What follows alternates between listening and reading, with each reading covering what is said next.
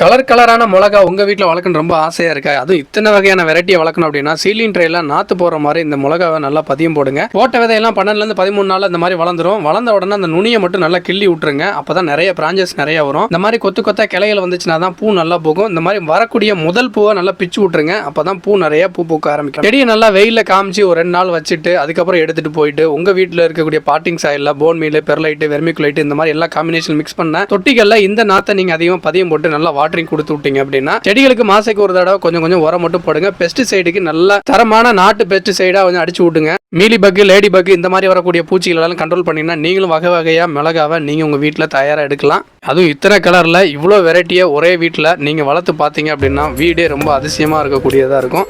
அந்த அளவுக்கு ரொம்ப சிறப்பான பச்சை மிளகாவை வருஷம் முள்ள எடுக்கலாம். இந்த மாதிரி மோர் கார்டன் டிப்ஸ்க்கு உங்க அனுஷ்கா கிரியா சப்ஸ்கிரைப் பண்ணிக்கோங்க.